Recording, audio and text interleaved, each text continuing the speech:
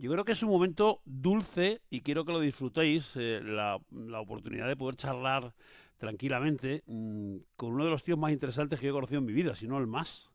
Un tío con el que corres el peligro de que cuando te tiras 10 minutos hablando, ya no te cuento, cuando te tiras una hora o dos, corres el peligro de acabar diciendo sí papá, o sea, porque es asquerosamente sabio, intelectual, inteligente, brillante.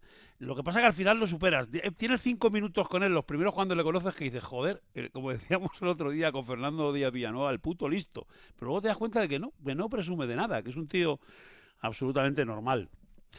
Eh, Le voy a contar antes de que me vea, que está por ahí ya pinchado, él sí me está viendo, pero antes de que lo veáis vosotros, le voy a contar dos anécdotas, dos. Él es el responsable de las veces que yo he tenido que prevaricar en mis tiempos de COPE cuando él estaba haciendo la linterna, porque me acuerdo que cantidad de amigos, compañeros de otras emisoras, o sea, de la COPE, pero de otras provincias, o amigos que venían del mundo del deporte, yo qué sé, querían ver a César Vidal esos primeros 5 minutos, los que entonces conocían muchos como los 5 minutos más brillantes de la radio española, el famoso editorial de César cuando arrancaba a las 8, que aunque decían que eran 5 minutos, siempre era alguno más. Y yo he colado mucha gente en el control del estudio para que lo vieran esos 5 minutos y para que le vieran cómo reflexionaba y cómo meditaba sobre lo que era el tema del día. Y luego tengo una anécdota, para mí entrañable, por de quién era o por con quién estaba yo en ese momento. Espera, estoy aquí haciendo una cosa. Ahora. Ay, que era con Isidro Álvarez, con el que fue la presidente del Corte Inglés. Coincidí una mañana de sábado, yo estaba comprando discos y coincidí con él en la planta baja. Él tenía la costumbre, sana costumbre sin avisar, de visitar centros, con lo cual los empleados temblaban de qué manera, porque una vez que entraba ya se iba corriendo la voz y iban todos corriendo cada uno a su sitio. Y yo coincidí una mañana con él que estaba en la planta baja de Castellana, donde están los discos, la electrónica y los libros, y nos saludamos y estuvimos charlando y dimos un paseo. Digo, ¿qué vienes a...? Sí, pues a ver, esto, a echarle un ojo. Y de repente llegamos a donde los libros, que había, no sé si lo tendrán todavía, una pared con la lista de los más vendidos de esa semana. Y César pues tenía 3 o 4 libros en ese momento. Y Isidoro decía, es increíble, tío. Vengo muchos sábados aquí y siempre está ese señor en 3 o 4 de los más vendidos que tenemos en el centro. A ver si tengo la suerte de que está ahí. Sí, está ahí, ole. Hola César, muy buenas, tío. ¿Cómo estás? Muy buenas, encantado de estar aquí contigo, que mi experiencia es que siempre pasamos un rato muy agradable departiendo, de Ejé. modo que encantado.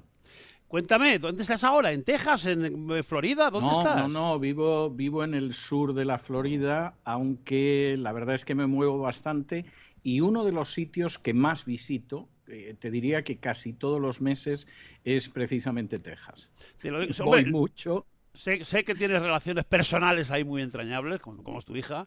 Y yo siempre Bueno, pensé, ella ya no ya no vive está en en Texas. Texas, Ajá. ya no está en Texas hace años, pero a mí me invitan mucho a Texas. Es decir, que cuando no estoy en Houston, estoy en Dallas, cuando no estoy en Dallas, pues estoy en Arlington, Texas, pero la verdad es que me muevo mucho por Texas. Es un estado que ya te digo, visito casi todos los Déjame meses. que vayamos como yo querría ir en esta charla, que es como si no estuviéramos ahí y nos estuvieran viendo un montón de cientos de personas que van aumentando así cada segundo, y que cuente cosas, por ejemplo, Texas.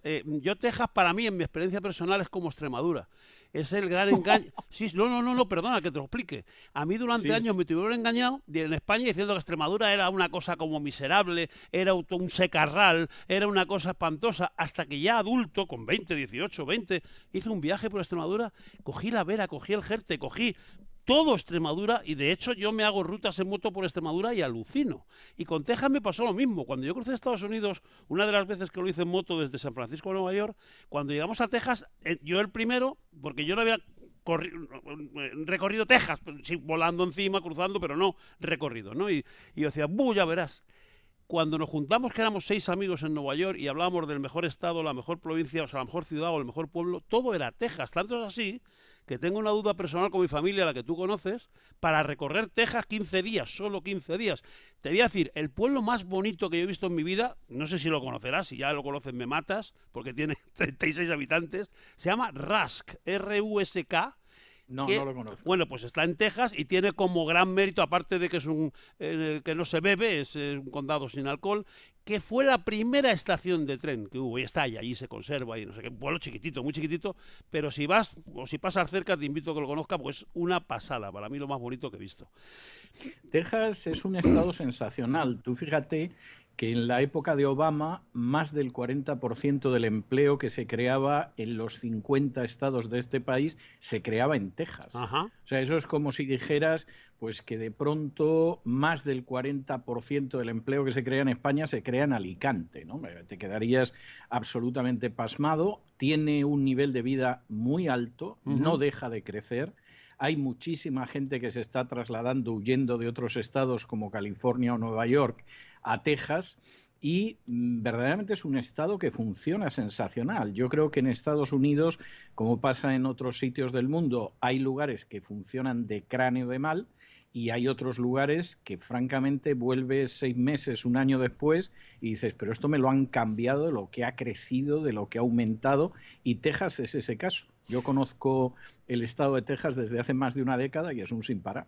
¿Quién le iba a decir a un chico de Vallecas? Esa es la primera que la gente no sabe, tío. O sea, eres un gran desconocido. Yo estaba hablando 5 minutos antes de charlar con César. Le decía que está creciendo. Yo lo noto aquí exponencialmente. Si se puede crecer más, pero ahora en su proyecto, en la voz de César Vidal, está creciendo una barbaridad. Pero hay cosas que estoy seguro que la gente ni sospecha. Tampoco tú lo has contado. O sea, y tampoco la gente. Que eres de Vallecas, pero de Vallecas, que estudiaste en el San Antonio. Puente de Vallecas. Del Puente de Vallecas, claro. Tú no pensaste. ¿No pensaste jamás de niño que ibas a llevar la vida que llevas haciendo lo que haces y ganándote como te la ganas, ¿no? No, pero hay algunas cosas que sí las intuía, ¿no? Yo desde muy pequeño quise ser escritor y entonces, bueno, eso yo diría que en buena medida se ha cumplido. Y sí soñé con viajar a Estados Unidos y recorrer los Estados Unidos y conocer, por ejemplo, el Álamo o conocer Miami, porque había una serie de televisión cuando yo era muy pequeño, tenía 7 o 8 años, que era sobre Miami y eran 3 detectives, y todo eso se ha cumplido. Es más, ha quedado muy superado, ¿no? Otras cosas no. O sea, sinceramente, yo no pensé nunca que iba a dirigir programas de radio, no pensé que iba a aparecer en televisión, todo eso. Has dado muchos saltos porque empiezas con la historia, o sea, lo primero que haces es te licencias en historia y luego No, me licencié primero en Derecho y ejercí una década la abogacía. Eso lo sé, pero pensé que viene después de la historia, incluso tu doctorado, Alfonso X, ¿no? O sea, primero es Derecho y luego es Historia. Exactamente. Lo que sí me doctoré fue antes en Historia que en Derecho, eso sí.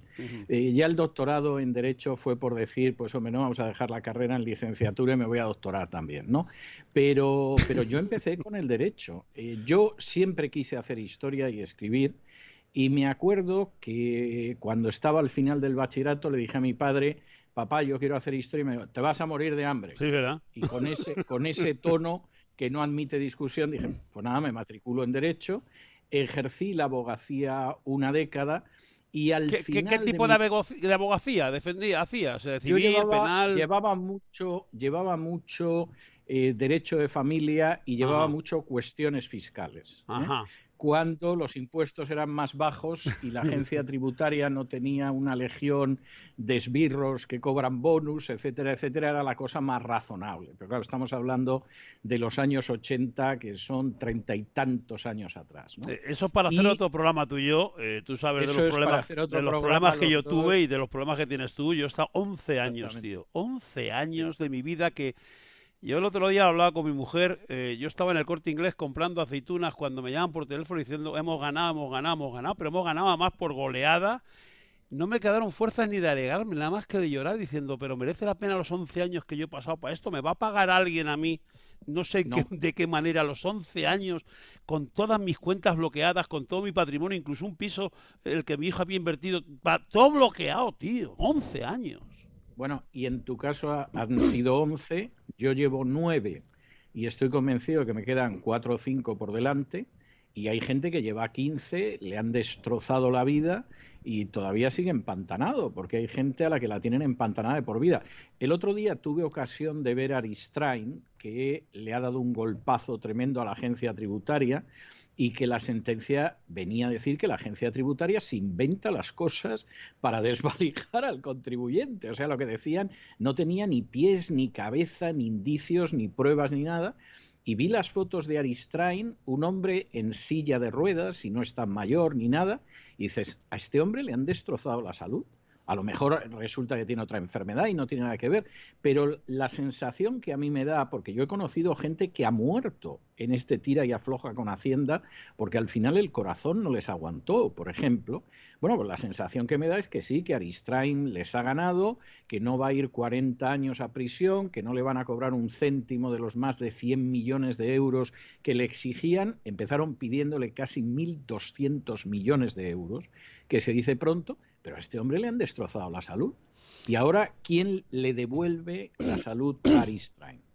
Los sicarios de la agencia tributaria. ¿Cómo es, César, el ser humano de cabrón? O sea, porque, y yo no voy a acusar a nadie, Dios me libre, porque yo entiendo a todo el mundo, pero ¿cómo somos de malos? Porque cuando saben, o sea, tu banquero sabe que estás con Hacienda porque te han puesto unas anotaciones en cada cosa que tienes, si es una moto, si es un coche, que si un piso, cuando se encargan de correr la voz, cuando se encargan de que tus enemigos sepan y que de repente, no, es que tiene un contencioso con Hacienda, yo no dije ni que lo tenía ni que lo dejaba de tener.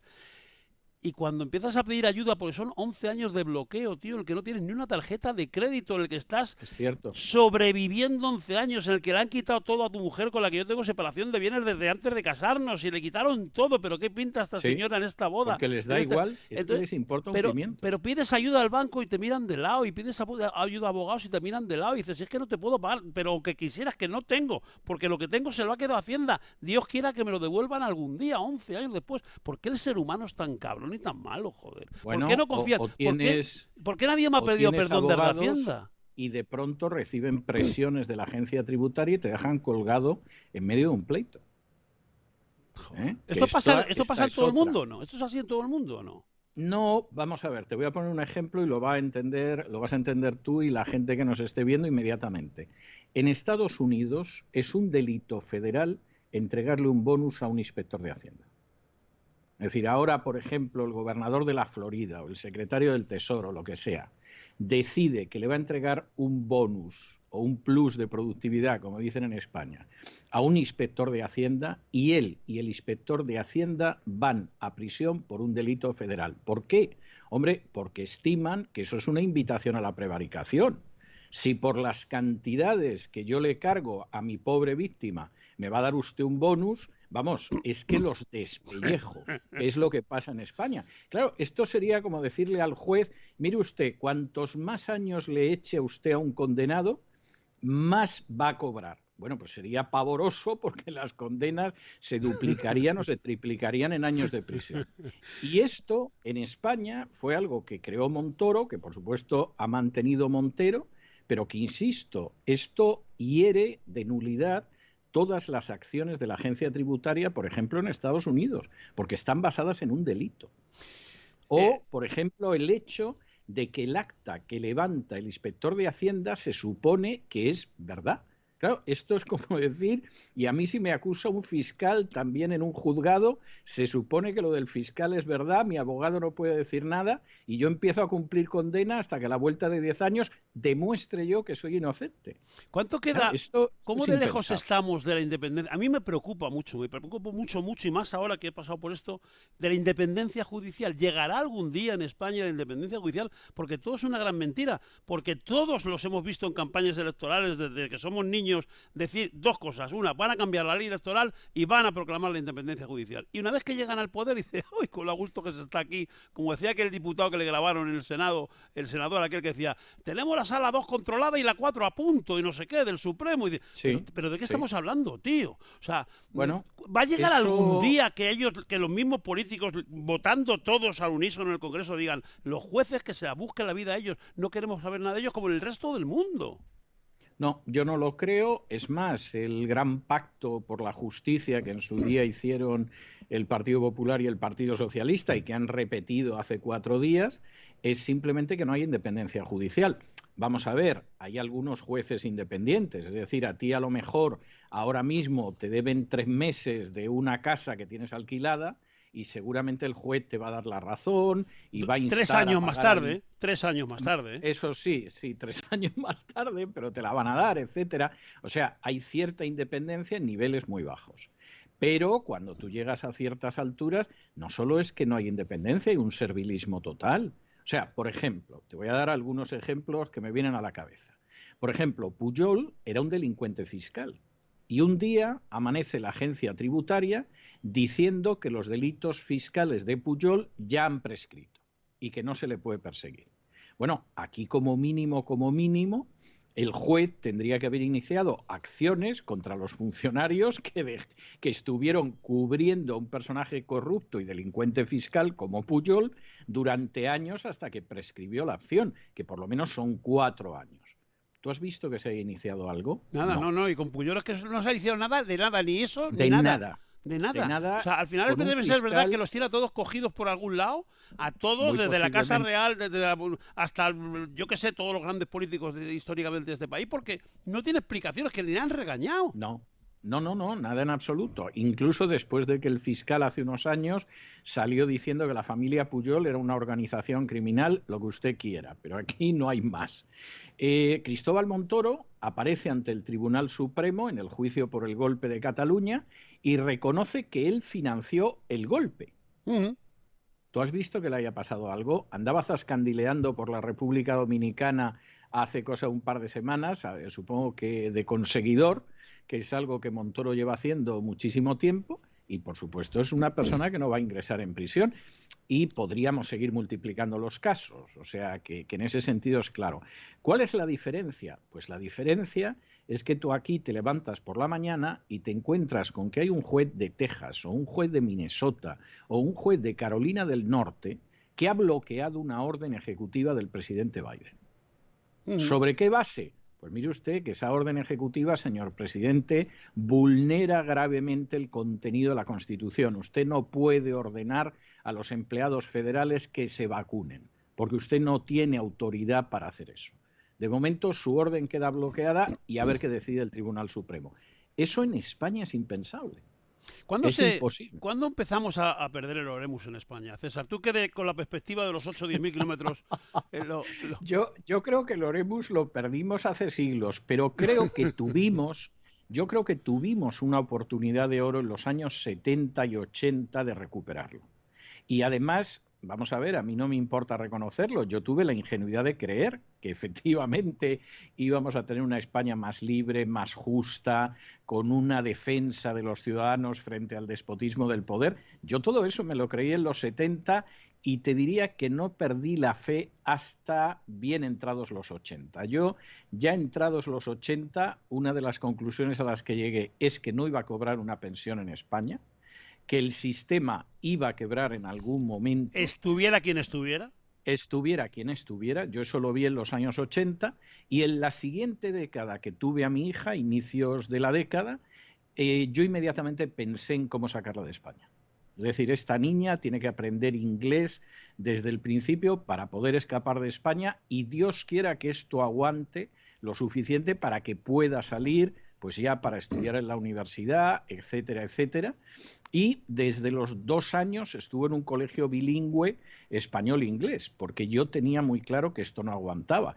Y sinceramente no creo que vaya a aguantar mucho más, porque las cifras económicas son pavorosas. Estaba repasando hace un par de días para un editorial cuando en el año 96 llega Aznar al poder, y las cifras que dejó en su día Felipe González y que nos parecían malísimas económicamente, había tenido de ministro a Solbes y todo, esas cifras las dejó infinitamente peor Mariano Rajoy y Montoro y Guindos. Es que, claro, no nos acordamos, es más, muchísima gente ni siquiera había nacido en el 96. Pero de pronto tú miras las cifras y dices, pero si estábamos aterrados, si aquello era el caos, si estaba el país al borde del abismo. Sí que Rajoy lo dejó muchísimo peor. Yo no sé si, no te vale para nada, Dios me libre a mí de decirle yo a César Vidal, pero vamos, como para que te pueda hacer gracia, ¿dónde ubico yo el punto del desastre? ¿Dónde empieza el punto de inflexión donde empieza el desastre? Yo creo que es en los 80, cuando tú recordarás, bueno, te lo habrán contado, que hay una cosa curiosa en España en los 50 y los 60, que es que cuando las familias tenían, las familias sobre todo cercanas al mar, con la expansión turística de España y demás, y el nacimiento del turismo en España, a los hijos más preparados les daban el campo que producía pues para la ganadería, para la agricultura, y al hijo menos preparado, al más cortito, pues le daban el terreno baldío que estaba al lado del mar, que ya me contarás que aquello no vale ni para regar. Jodo, con el tiempo cómo cambió la historia. Sí, Yo creo que esto se repite exactamente en los 80. A los hijos preparados no se puede mandar a todos a la universidad, que es una enfermedad que no sé tan bien de dónde le vino a este país. O sea, todos a la universidad, uno, independientemente pues de ricos, pobres porque no habían ido nunca. Claro, pues, pero No bueno, que hay profesiones tan dignas como cualquiera que se aprende en una licenciatura. Pero bueno, hay padres donde ayudan a uno, al más preparado, porque vienen desde el bachillerato apuntando a hacer la carrera, y al más tonto pues le dice, tú vete por la mañana a la Juventud Socialista, por la tarde a Nuevas Generaciones, ahí a enredar, con 16, 17 años, y eso que suena a coña y que quizás es cachón de Avellán, es que es así. Es que esos son los que, después de comérselo todo desde los 16 años, están ocupando el Congreso, el Senado, las Cortes en la Cámara Europea. Son gente sin preparación ninguna. Entonces, ¿qué puedes pensar? Ninguna. ¿Qué puedes pensar con un déficit de 1,5, o sea, de tu PIB, debes eso más la mitad de eso todos los años? Eso es solo gente inútil. Vale, todos tenemos el derecho a cometer un desastre y caer ahí, pero coño, no ha habido nadie que recupere. Es que cada vez peor, gente menos preparada. Es que se ha ido profesionalizando en el peor sentido del término. Es decir, la gente que entraba en un partido político en los 70 y todavía durante buena parte de los 80 es que se lo creía. Eso es verdad. Entonces entraba en el PC o en el Partido Socialista o donde fuera y se lo creía. Estaría equivocado o no. Perdona, César, venían de vuelta. Entraba gente con un currículum tanto intelectual como empresarial que ya sabías quién eran. Coño, este tío que es empresario, este tío que es catedrático, este tío que es doctor. Vale, y entraban en política. Ahora no, es que entran con 16 años. No, claro, y además hay gente que en un momento determinado, hombre, los que les pilla ya acabando la carrera, lo mismo se molestan, estudian 1 o 2 años más y la acaban. Pero es que yo conozco gente que en un momento determinado, en primer año de licenciatura, de pronto decidieron que no seguían y han hecho una carrera bárbara porque han llegado a ministros. Es decir, José Blanco, que por cierto se dedica también a ser conseguidor como Montoro en estos días, pues es una persona que no acabó primero de Derecho.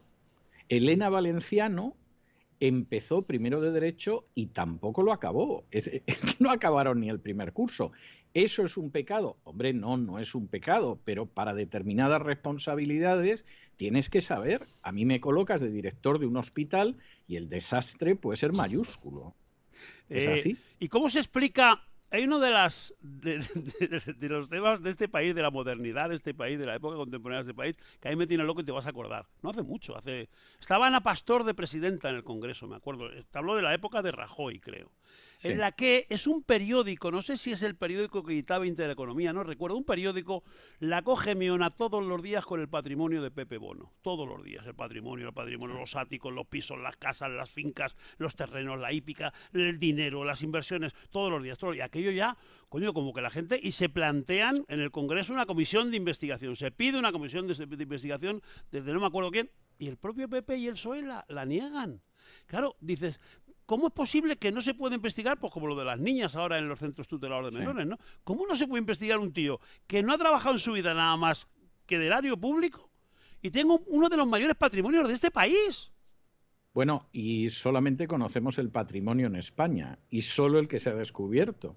Pero claro, pasa algo que es muy importante. Hace apenas unos días aparecía la noticia de que Pepe Bono, cuando fue ministro de Defensa y por lo tanto dirigía el CNI, se llevó escaneados decenas de miles de documentos del CNI.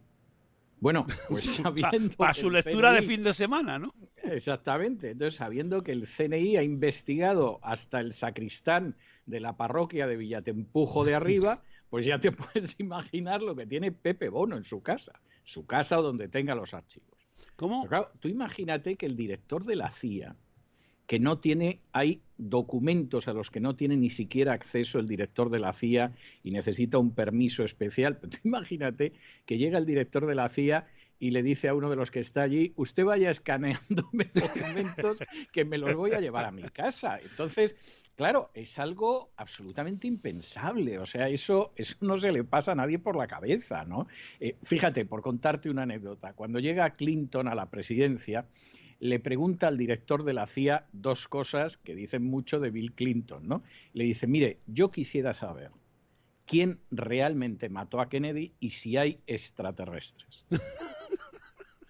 Esto ya te dice mucho de Clinton. Y entonces el director de la CIA le dice, mire, señor presidente, yo no le puedo entregar esa información porque está clasificada. O sea, hay unas reglas.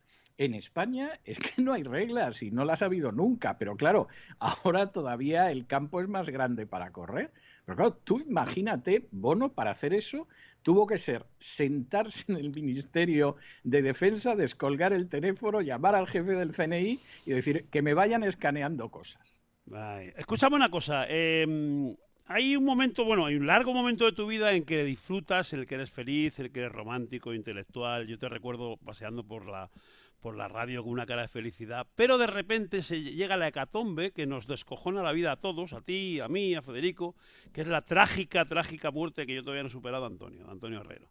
Aquello, yo tuve una frase que luego consideraron genial y que improvisé sobre la marcha y nos ha hecho a todos convertirnos en sustitutos de alguien. O sea, cuando Antonio muere, empezaron a cambiar los dados y como un Tetris aquello, ¿te acuerdas? Entonces a ti te ponen en la linterna. No, pero a mí no me pilló la muerte de Antonio. Yo llegué después de la muerte de Antonio. Bueno, pero a consecuencia de aquello, tú estás con Federico, pero luego cuando Federico cambia, etcétera, etcétera. El caso es que tú te encuentras dirigiendo un programa con la responsabilidad que eso tiene, programa en el que ya colaborabas mucho tiempo atrás. Entonces, ¿cómo se ve desde la dirección de un programa de élite, de una cadena importante? ¿Cómo ves todo esto, la evolución política y social de este país?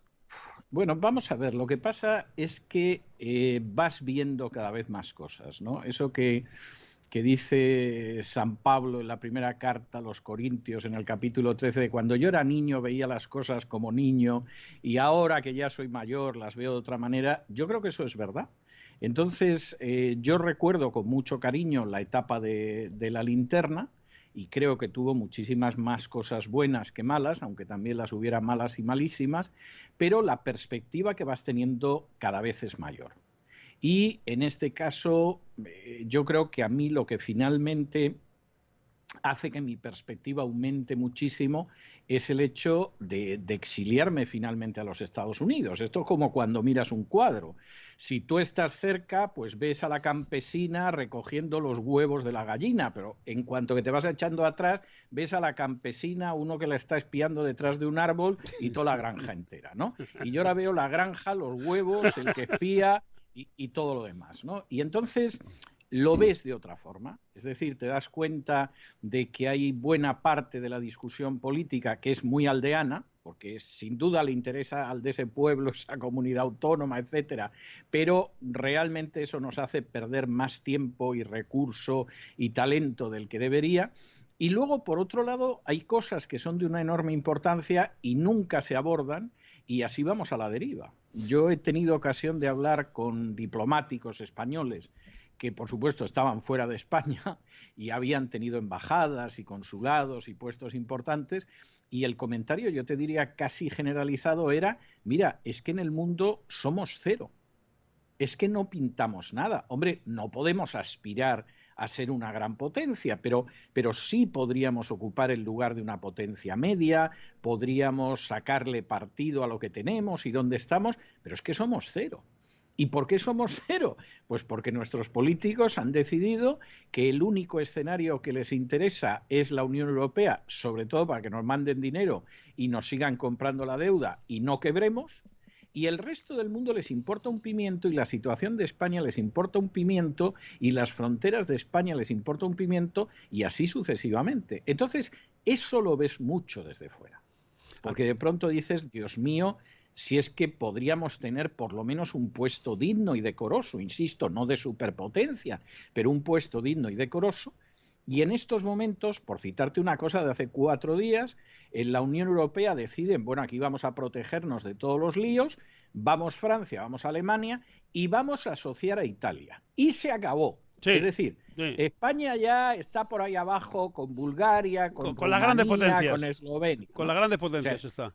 exactamente, España no pinta nada y eso es terrible porque tú dices, bueno, si lo hubiéramos hecho bien, hombre, no seríamos Francia y Alemania, pero a lo mejor sería Francia, Alemania, España e Italia. Y no es así. Y no es así. Una curiosidad, digo, creo conocer la respuesta. A ti, en los muchos años que estuviste en COPE con la linterna, a ti nadie te dijo jamás ni lo que tenías ni lo que no tenías que hacer, supongo, ¿no? Solo una Ah, pues vez mira. y además yo lo he contado y es cuando el atentado que se produce en Barajas, ¿Mm? cuando Zapatero estaba pactando con ETA, y entonces hay un atentado y mueren unos pobres infelices que estaban en el aparcamiento del aeropuerto de Barajas. Y a mí me llega la noticia en ese momento que María Teresa Fernández de la Vega, vicepresidenta de Zapatero, ha salido zumbando para Suiza para hablar con los de ETA y decir, pero ¿qué nos habéis hecho? Que estamos aquí para llegar a un acuerdo. Hace 24 horas Zapatero ha dicho que esto se va a solucionar, ponéis una bomba y matáis aquí a varias personas. Y entonces a mí se me acerca pues el que debía de ser número 2, número 3 de la casa y me dice que había llamado un cardenal que era muy amigo de María Teresa Fernández de la Vega para pedirme que por favor en la linterna esa noche no abordara el tema del viaje de María Teresa Fernández de la Vega. Yo le tenía aprecio al cardenal, aunque a diferencia de Federico nunca pensé que pudiera llegar a presidente de la conferencia episcopal, pero empecé esa noche la tertulia de la linterna diciendo, ¿saben ustedes que María Teresa Fernández de la Vega ha volado a Suiza? Y no me dijeron nada, o sea, se tragaron el sapo, yo diría que con bastante discreción y bastante ¿Y elegancia. por qué? Es la única vez en 3 o 4 temporadas que yo estuve en la linterna que me dijeron algo. Sí, y posiblemente era a título personal de ese cardenal que no de la. No, no, no te lo dijo la COPE ni te lo Yo, dijo. no, yo creo que el cardenal llamó, lógicamente, a Eh, uno de los gerifaltes de la COPE para que me lo transmitiera a mí, porque es muy posible que pensara que era un poco violento decírmelo él de manera directa. y yo que te conozco, ¿por qué tengo la impresión de que si tú y yo estuviéramos en nuestros respectivos puestos de entonces hoy, nos hubieran echado de todas las maneras? Porque es que ahora me da que esa gente se come unos sapos de una dimensión, tío. Pero se lo Porque comen en la política, en la economía, en el deporte, la economía, porque en el deporte, está en todo. todo controlado. Todo. Bueno, es que yo creo que vivimos un momento de mucha libertad, porque efectivamente Zapatero había llegado al poder de manera inesperada, la oposición estaba totalmente groggy. Tú fíjate que Stanley G. Payne, en un libro que escribió por esa época, decía que la COPE había asumido el papel de oposición porque el Partido Popular había quedado noqueado. ¿Es verdad? Y era verdad, Es era verdad. verdad.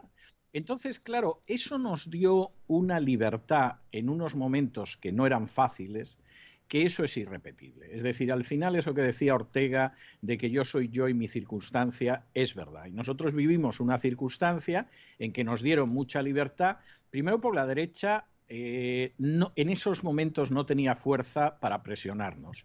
Y la No izquierda, pues existía. ya sabía que estábamos enfrente Eh. y tampoco quería, en fin, presionarnos todavía, ¿no? Y entonces, eso fueron unos años dorados que no volverán. Yo estoy convencido también, y de hecho fue una de las razones por las que yo me fui, de que efectivamente, si hubiéramos seguido en algún momento nos habían echado.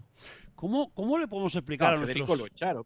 ¿Cómo le, cómo le podemos explicar? Porque a mí me lo preguntan muchas veces y ya no sé lo que respondo. Es así como lo respondo de manera como de acto reflejo, ¿no? ¿Cómo podemos explicar?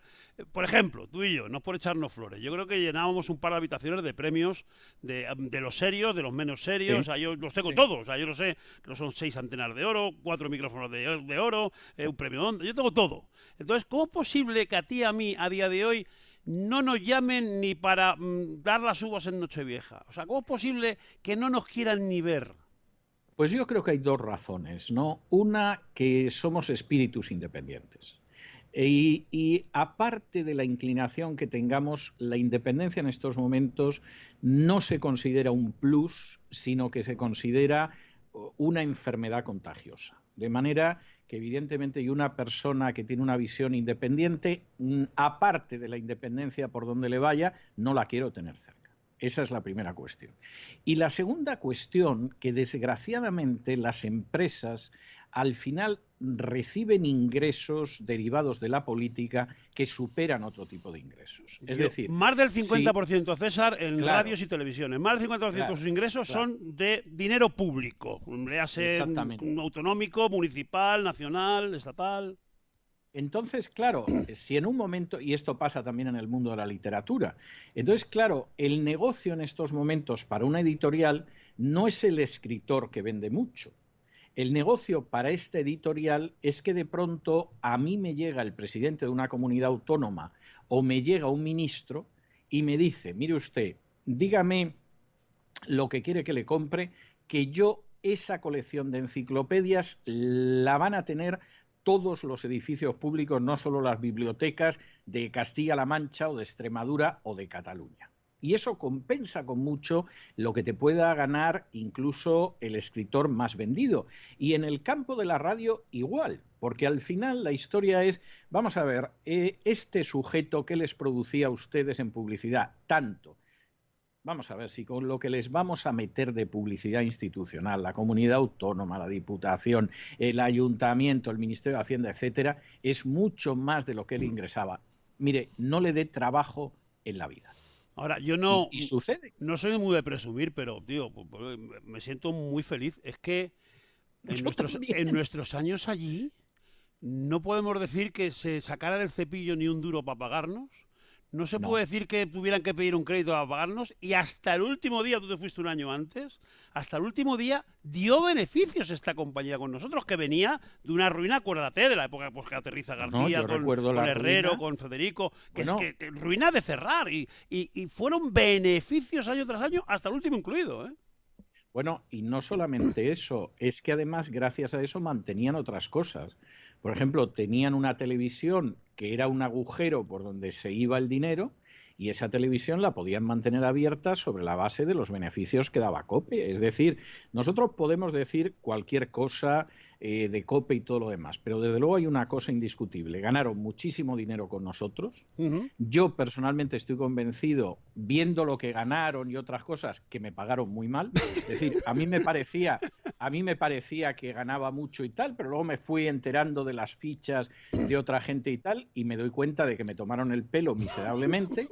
Y en cuestiones del plus de publicidad que te voy a contar a ti, porque tú ya sabes cómo nos engañaban en COPE, pero en cualquiera de los casos nos puede quedar el más que legítimo orgullo de que con nosotros ganaron un pastón, ganaron un dineral, y cuando nos fuimos aquello estaba, vamos, que en números rojos, aquello estaba en números morados, ¿no? No, pero es que llegaron a acumular 90 millones, acuérdate, hay un año que Sí, acumulan sí, 90 sí. millones en la rama de comunicación de la Iglesia de la COPE. 90 Sí, millones, sí. tío, digo, pero ¿de Sí, dónde? sí, Si sí, les sí. hemos dejado con un saco de billones en la caja. Dime una Sí. cosa, con Federico acabaste mal, es que hay cosas que me dicen, toca largo, ¿cómo no le voy a tocar? Claro, que él diga lo que quiera. No, vamos a ver, todo depende de cómo lo mires. Yo en un momento determinado en Es Radio me doy cuenta, yo llego a la conclusión de que la gestión que llevan no es la gestión que tienen que llevar y que francamente yo no me voy a quedar con esa gestión. Y entonces yo le mando una carta a Federico muy cortés y muy amistosa, porque mis relaciones con Federico eran muy buenas. Y entonces yo le mando una carta de 20 folios. En la que le detallo, mira, esto Federico hay que cambiarlo, esto no sé qué, etcétera, etcétera, 20 folios. Y en la que eso sí, yo le digo, mira, Federico, y si esto no cambia, aquí vamos a ir a trompicones haciendo las cosas mal y yo me voy. Cortésmente y tal, pero yo me voy. Y Federico nunca me contestó, solo me mandó a Luis Herrero de Miguel Strogoff. Y Luis Herrero viene una tarde y me dice, Federico está jodido, literalmente está jodido con la carta que le has mandado. Y yo pensé, pues razón de más para que me llame y lo hablemos, ¿no? Y me dice, entonces, ¿habría posibilidad de negociar, etcétera? Y yo le dije, digo, mira, Luis, no. Digo, no quiero que esto se tome como un ultimátum, no es un ultimátum, ni mucho menos, digo, pero o cambiamos esa serie de cosas o efectivamente esto va a ir mal y yo no me quedo aquí para eso. Y me acuerdo que en ese momento Luis Herrero me dijo, ¿pero tú crees de verdad que esta radio puede ser rentable? Lo cual no era una muestra de fe de Luis Herrero en la empresa, pero bueno, y le digo, sí, Luis, bien gestionada, esta radio puede ser rentable. Hombre, no va a ser nunca la cadena SER, ¿eh? Pero esta radio puede ser rentable, pero la tienes que gestionar bien. Y Luis Herrero, yo le agradecí su labor de mediador. Federico no volvió a hablar conmigo. Llegó el último día que había de programa, yo me despedí de la audiencia y no he vuelto a saber de Federico. A día de hoy, a día de hoy, ¿no? A día de hoy, si no erais íntimos. Sí, y bueno, vamos a ver, a mí Federico no me contestó, pero quiero decirte que copia de la carta a Federico, yo se la mandé también a Alberto Recarte, y tampoco me respondió. Pero bueno, en el caso de Alberto Recarte, como salió de lo de las tarjetas Black, se sentó en el banquillo, le condenaron y tal, yo comprendo que seguramente estaba preocupado por su futuro penal y tampoco estaba a mí para contestarme, y además él ya se había marchado de la dirección de la casa, ¿no?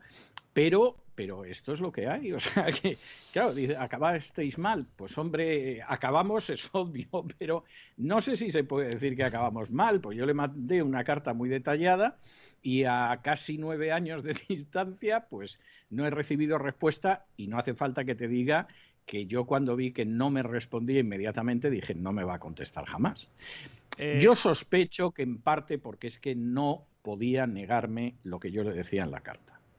Es decir, encontrarse conmigo y decir, y el punto 3 y el punto 7 y tal, pues era tontería, porque él sabe que lo que yo contaba en la carta era todo absolutamente cierto. Una leyenda urbana. ¿Cuántos libros tienes publicados tú? ¿Cuántos libros tienes? ¿Y cuál es el año que más has publicado? No cuál, me da lo mismo, pero ¿cuántos al año, un año concreto que vas publicando? Vamos a ver, yo dejé de contar mis libros en los años 90. Mal empezamos. Pero tengo que decirte que, por ejemplo, aquí en Estados Unidos hay club de lecturas de mis libros. Es decir, hay una serie de clubs de lectura de César Vidal que leen mis libros, los discuten. Casi toda la gente es de aquí de Estados Unidos, pero hay otros en Hispanoamérica, y entonces les dejan entrar en un grupo de Texas, pues a lo mejor hay un argentino y un puertorriqueño y cosas así. Y hay bastantes clubs de lectura de César Vidal aquí en Estados Unidos. Y una de las personas... ¿Saben que eres de Vallecas? ¿Saben que eres de Vallecas allí o no? Sí, yo creo que muchos sí. Y una de las personas que está en ese club de lectura y que curiosamente es de Barcelona, me dijo que los había contado, que se habían molestado en ir al ISBN y contarlos, y que eran algo más de 200. Pero... No tienes negros, ¿no? No tienes negros, porque otra leyenda era decir, no puedes, es que no se puede escribir tanto. Claro que se puede escribir, lo que pasa es que si estás haciendo el vago en discotecas y reuniones con políticos, desde luego no te da tiempo para escribir. Pero, de hecho, yo me vine aquí a Estados Unidos teniendo que empezar de cero, por no decirte de bajo cero, porque claro, al poco tiempo me saltó la agencia tributaria sobre la chepa en cuanto que desaparecí del territorio nacional y no me podía defender. Y yo he seguido publicando muchísimo, y además ahora encima publico en inglés. Es decir, mis últimos libros están saliendo en inglés y en español al mismo tiempo. Me llegó la semana pasada la edición inglesa de mi última novela, que es una novela que se llama El exiliado, en inglés The Exile, y mis últimos libros ya están saliendo en inglés y en español, e incluso algunos de mis libros, por ejemplo, libros que yo he escrito para niños, porque ocasionalmente yo escribo para niños, para jovencitos, y hasta estando en España gané algún premio de literatura juvenil. Bueno, pues los últimos libros que yo escribí para niños eran libros bilingües en español y en inglés. ¿Cómo te sientes cuando muchos de esos libros, y doy fe de ello, son motivo, tú lo has dicho, sí, de charlas en club de lectura, pero también de análisis en universidades, en grandes universidades americanas?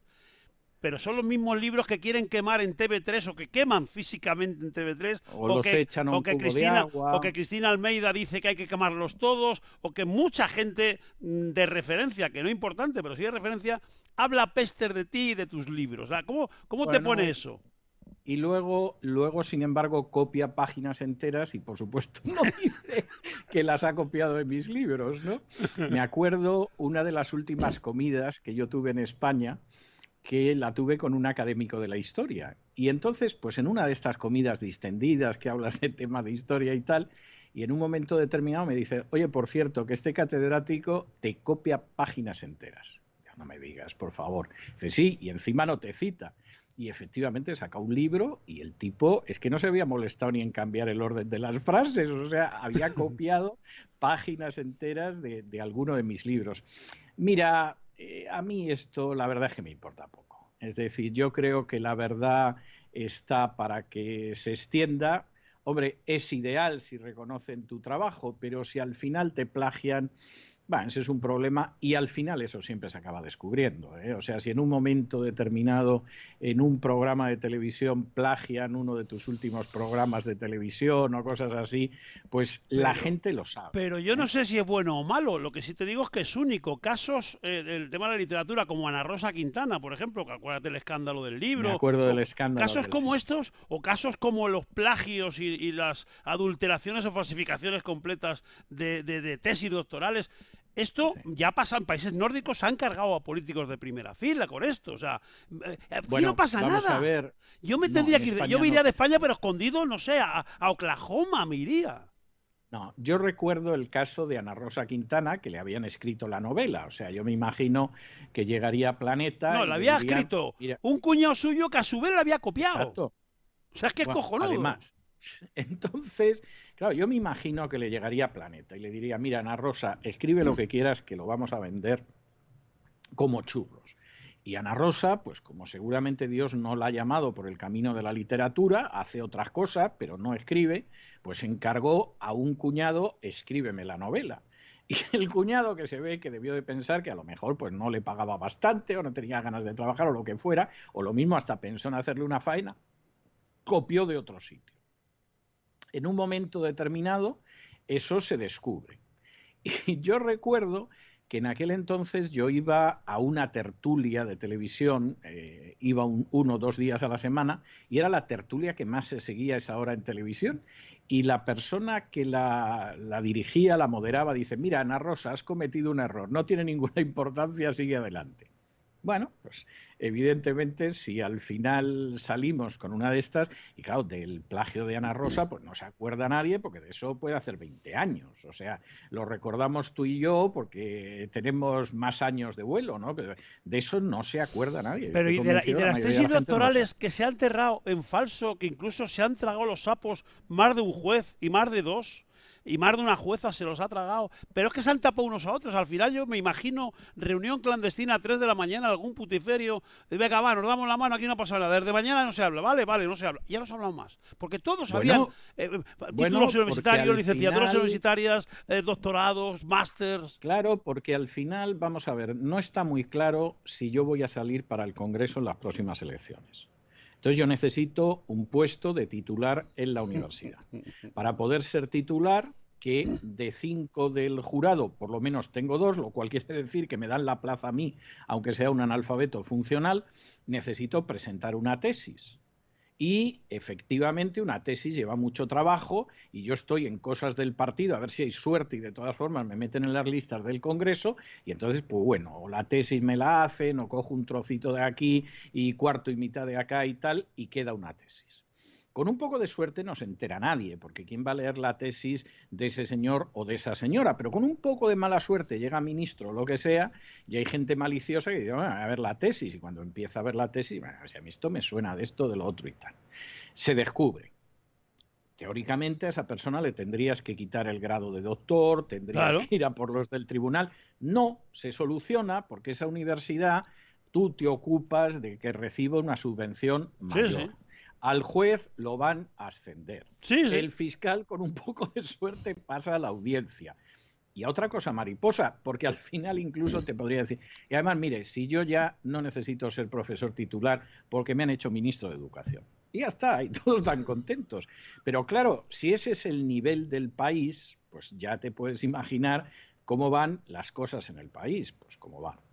Es el nivel, yo estoy muy triste, tío. Lo que pasó en Baleares o luego en Valencia, de que Podemos y el PSOE, pero como independientemente lo puede hacer el PP, votan que no una comisión de investigación de niñas prostituidas, drogadas, Bueno, violadas. O sea, dices, ¿en algún país del mundo pasará esto? ¿Votarán que no se investigue esto? hombre, vamos a ver, José Antonio, en España, sea el Parlamento que sea autonómico, han votado que no a crear comisiones de investigación para investigar las muertes de decenas de miles de ancianos en residencias, y en todos los parlamentos autonómicos ha salido que no. Y curiosamente, pues partidos que la pedían en Cataluña han votado en contra en Madrid, por ejemplo, y viceversa, ¿eh? Entonces, pues sí, esto pasa y es gravísimo. Vamos a ver, asuntos de abusos de niños en residencias controladas por poderes públicos, ha habido uno espectacular en Alemania no hace tanto. Oye, pero no se atrevieron a no investigarlo. Ahí han empezado a tirar de la cuerda y lo que está saliendo es verdaderamente pavoroso. Bueno, pues ahí tienes a la señora Oltra, encantada de la vida en Valencia, protegiendo lo que es absolutamente improtegible e indefendible. Esa es la triste realidad. Y claro, vamos a ver, este proceso de degradación y de putrefacción de la política en España se produce cíclicamente. O sea, no creas que es cosa de los últimos 40 años. Esto, a lo largo de la historia muy dilatada de una nación vieja como España, se ha producido muchas veces. ¿Y cuándo acaba la cosa estallando? Cuando no hay dinero.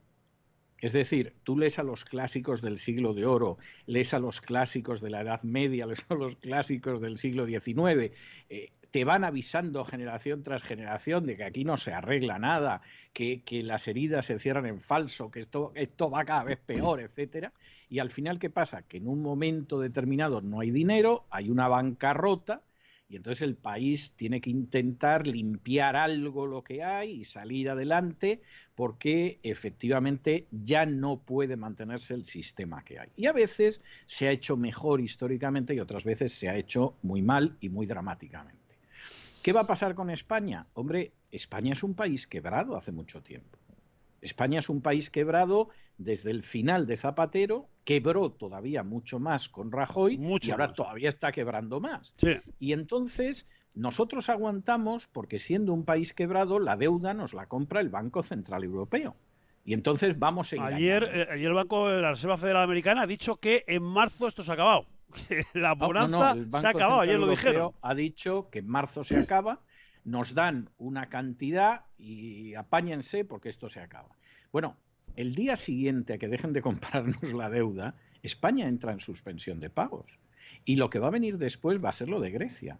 Y cuando lleguen los hombres de negro y digan, las pensiones bajan un 40%, el salario de los funcionarios un 30 o un 40%. Olvídese de dar bonus a los sicarios de la agencia tributaria, porque no puede ser. Y prepárese para echar 1 millón de funcionarios. Que no quiere decir que de golpe vayan todos a la calle, pero las plazas que hay que suplir no se suplen, los que se puedan jubilar anticipadamente con una pensión de un 40% menos que se vayan jubilando, etcétera, y este gasto no, y este gasto tampoco, etcétera. En su día, a Zapatero le ofrecieron esto, lo que pasa es que se negó a aceptarlo y hasta decidió que abandonaba la política. Sí, ¿verdad? Pero a Zapatero incluso le llegaron a decir, mire, no le vamos a decir cómo tiene usted que distribuir territorialmente España, pero usted no puede tener 17 autonomías.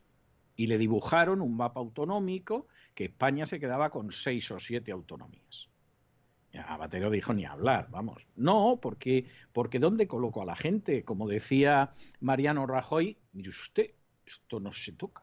Claro, no se toca porque ¿dónde coloco yo a mi gente? ¿Qué hay de lo mío? Exactamente, y si en vez de 17 autonomías con 17 funcionariados y 17 gobiernos y 17 parlamentos tengo solo 7, hay menos de la mitad para colocar a la gente. Bueno, pues es que esto ya no se puede pagar desde hace muchos años. César, miles de personas que nos están viendo, te lo he preguntado antes, digo, cerraré con la misma pregunta de siempre. Y dirán, César, profesor César, papá César, ¿qué hacemos entonces? ¿Le vamos a hacer caso? ¿Qué hay que hacer? ¿A quién se puede votar? ¿Cómo puede reaccionar la gente de la calle? Bueno, yo no he pedido nunca el voto para ningún partido, ¿sí? Cuando todavía, por lo menos, una mínima confianza en los partidos conservaba. Imagínate, ahora, vamos, ni loco pido yo el voto para ningún partido, que no sé lo que me pueden hacer. Pero entonces, ¿qué hacemos? Pero algo hay que hacer. Bueno, Yo creo que como en estos momentos cada vez estamos más cerca de una catástrofe, lo cual no quiere decir que se abra la tierra y nos trague o que caiga fuego y azufre, aunque tampoco se puede descartar seguramente, pero como estamos así, yo creo que la gente en estos momentos lo que tiene que prepararse sobre todo es a sobrevivir con su familia. Es decir, intente ver cómo protege a su familia de situaciones difíciles económica y socialmente. Y estreche lazos con las pocas personas de confianza que conozca. Y esto me parece además que es el cierre perfecto para un día como el de hoy, que es el día del Holocausto.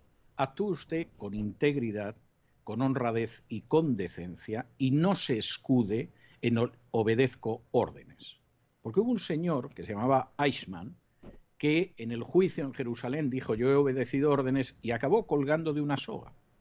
Y hasta ahora mucha gente se escuda en el yo obedezco órdenes, desde los sicarios de la agencia tributaria a los médicos que no atienden a los no vacunados, a los que dejan fuera de una cafetería a quien no lleva el pasaporte, etcétera, etcétera.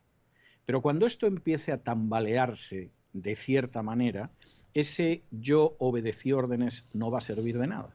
Entonces, usted piense en cómo protege a su familia para lo que va a venir en los próximos años y olvídese de los políticos, porque los políticos lo único que van a hacer por usted es intentar vaciarle todavía más los bolsillos. A estas alturas y nos vamos y terminamos, ¿ya sabes de dónde viene el bicho? ¿Quién lo colocó? ¿Sabes si...? Sí, hicimos un programa, bueno, yo hice un editorial especial, hicimos un programa en cesarvidal.tv especial, vamos a ver, el bicho, por decirlo de alguna manera, lo fabricaron los norteamericanos, esto ya está establecido por la propia inteligencia de los Estados Unidos, lo fabricaron con la idea de a continuación fabricar una vacuna, lo cual es llamativo. No pudieron desarrollarlo en Estados Unidos porque en el 2014 este tipo de experimentos Obama prohibió que se realizaran en territorio nacional y había que realizarlos en el extranjero. Se los llevaron a China, donde el laboratorio de Wuhan no es un laboratorio chino, trabajan chinos, pero ahí está la Universidad de Duke, está el Tecnológico de Massachusetts, etcétera. Fabrican todo esto y en un momento determinado, a pesar de que saben de sobra que las vacunas funcionan muy poco y que tienen efectos secundarios, un señor que se llama Anthony Fauci, que desde los años 80 está incrustado en la administración americana, da el visto bueno para este tipo de vacunas y luego pues sale el bicho, aterrorizamos a la gente masivamente y la gente empieza a vacunarse o empieza a sublevarse. Este es el resumen de más de una hora que dura ese programa, ¿no? Que está en cesarvidal.tv o alguno de los editoriales de La Voz que yo le he dedicado al tema. César, millones de gracias por este tiempo, que te deseamos lo mejor y que te seguimos muchos en este país, pero muchos, muchísimos. Y ¿descartas volver? Totalmente, totalmente. Yo soy ciudadano americano ya, hace años. Mi hija se ha casado con un americano y es americana. Supongo que mis nietecillos, que yo espero que no van a tardar mucho en venir, van a ser ciudadanos americanos, sí lo descarto. Es decir, tendrían que cambiar las cosas espectacularmente en España y de una manera muy profunda como para que yo me planteara volver. Hombre, si un día me levanto y me entero de que han metido en prisión a Montoro y a buena parte del Congreso y que efectivamente hay un intento de corregir la vida nacional, no te voy a decir que vuelva, pero a lo mejor me lo planteo. Pero tal y como están ahora las cosas, no, que va en absoluto. César, un abrazo fuerte, tío. Un abrazo cuídate muy mucho, fuerte. que sabes que te quiero un montón. Cuídate. Gracias. Y yo a ti también. Un abrazo. Gracias, fuerte. Muchas gracias.